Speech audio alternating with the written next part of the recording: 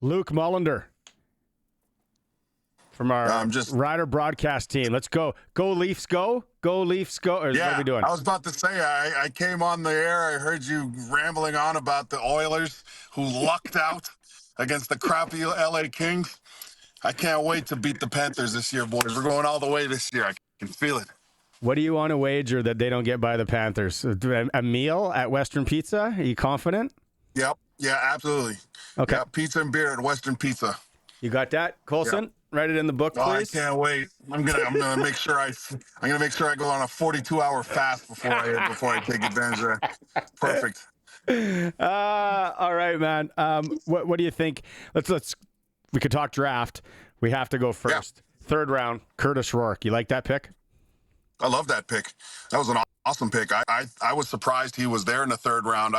In a draft where you always take one or two guys that you think are going to be back in a year or two, I thought he was going to go way higher. I swore a team was going to. I mean, you may as well. It's a developmental draft, right? 1 through 7. All those guys are pretty close in terms of talent level, right? I think that the main sort of difference between some of the guys, obviously the kids from the U.S. colleges come coached a little bit better. No offense, there's just more resources, right? And 24/7 coaching in college in the States. So I love the pick. I think that they're going to see him eventually.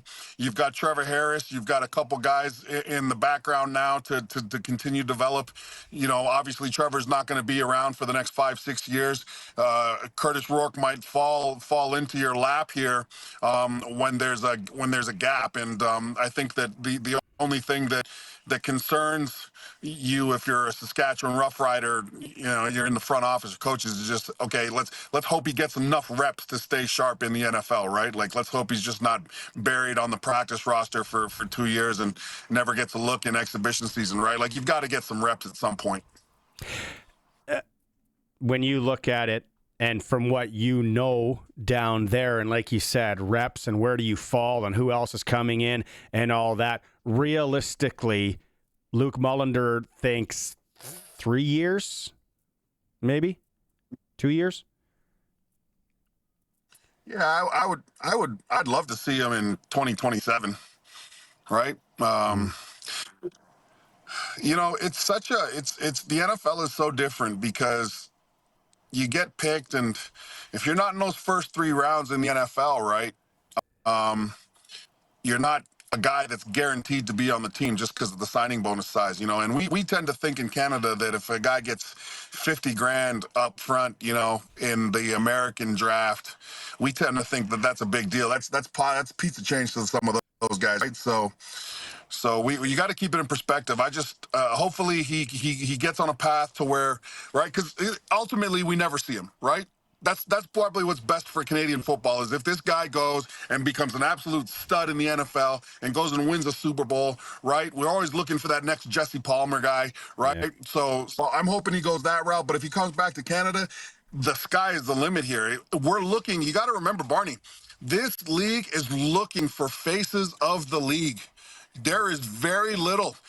I get Bo Levi Mitchell, but man, we're like hanging on to a thread for Bo Levi Mitchell. We're hanging on a thread to Vernon Adams.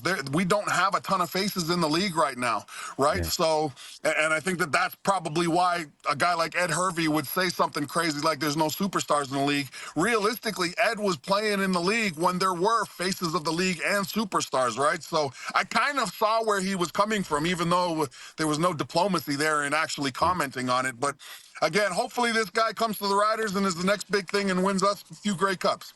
Let's just be badass, Luke, and let's just go with Sean Lemon as our face to the league. Guy gambles. He's got illegal substances in him. Let's just go that route, maybe. Just kidding, obviously, everybody out there. Hey, Ali Saad, first-round pick, Bowling Green, big defensive lineman. I know you love that pick. I love the fact that they again, for another year, they got some guys in the trenches. I think that with the depth in on the defensive front right now, Canadian-wise, you do need to draft a couple guys. And I was really glad to see that they took Hoskins as well in the 5th round. But yeah, Ali Saad is a guy that can come and right away press for playing time. But also, one of the things that I can guarantee you is now we're going to get the best Charbel de Beer, we're going to get the best Lake Corte Moore, and we're going to get the best, oh man, can't believe his, Baldonado? Marion. We're going to get the best Marion, right? Like, again, I remember it was funny. I remember a coach told us in a locker room the Canadian kids need to see their competition, right? And this is the best thing for them. You see Ali Saad taken in the 1st round, 4th overall. You are now going to get peak Charbel de Beer, peak Lake Corte Moore, peak Marion, and that just elevates the competitive element of training camp. It's awesome. I thought it was a great pick. What do you think about 2 Saskatchewan Huskies, 2 Sasky boys, right? Oh man, I mean, anytime you can get the Sasky boys going, this is a community-owned team that's always good to see.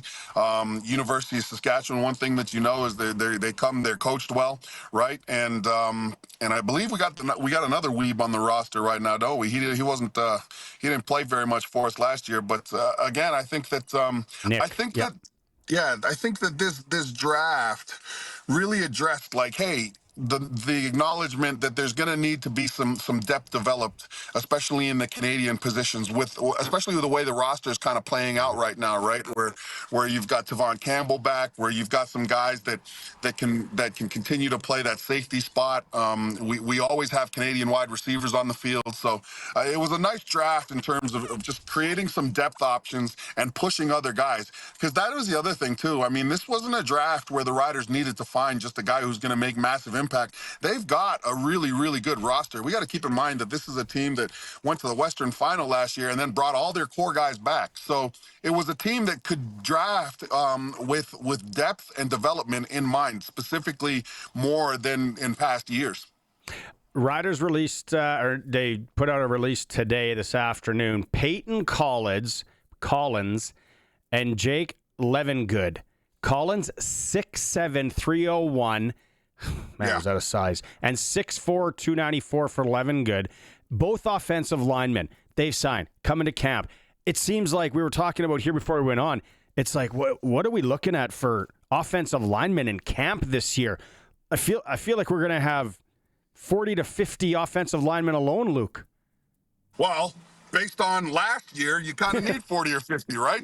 I think, again, not enough people are talking about the job that Jeremy O'Day did getting offensive linemen in here, and then the job that Edwin Harrison did to prepare the guys to get on the field in such a fluctuating atmosphere in terms of our starting lineup for the offense line. It's great to see. I mean, and those aren't the last 2 guys. I mean, it's been consistently through the offseason. JO's been bringing these guys in. And yeah, you're right. There's a couple dudes that are big as buildings, and hopefully they play like it.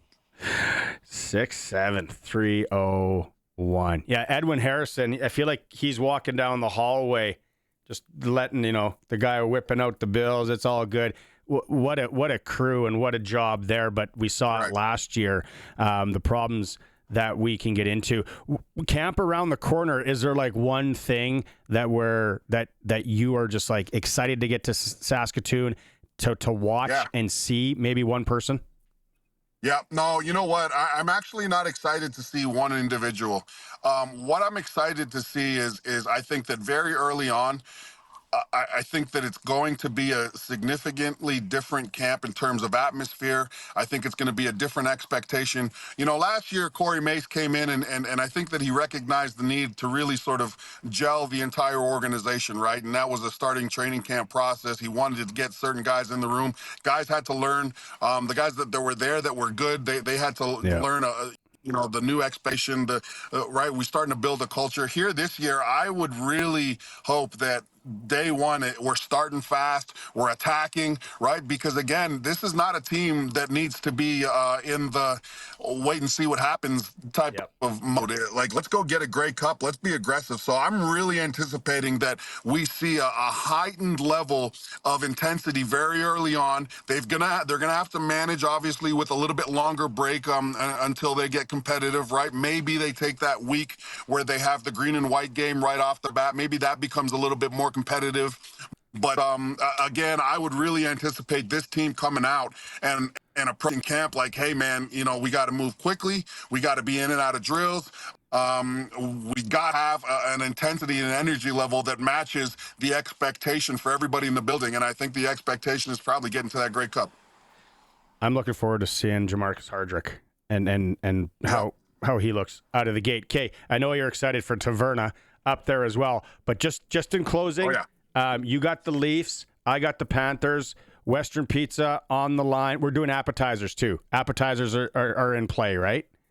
Yeah, of course. What, you think I'm fasting for 48 hours just to eat pizza? No, okay. Man, I'm taking the left side of the menu. You're coming out of that signing bonus they gave you when they gave you the SportsCage seat. I'm taking all that signing bonuses and we're spending it on pizza. Yeah. That was a bag of cans and it's long gone. My signing bonus. So, all right, buddy. Have a good weekend. I'll catch up next week. Yeah, man. Cheers. Enjoy the weather. Good to talk to you guys.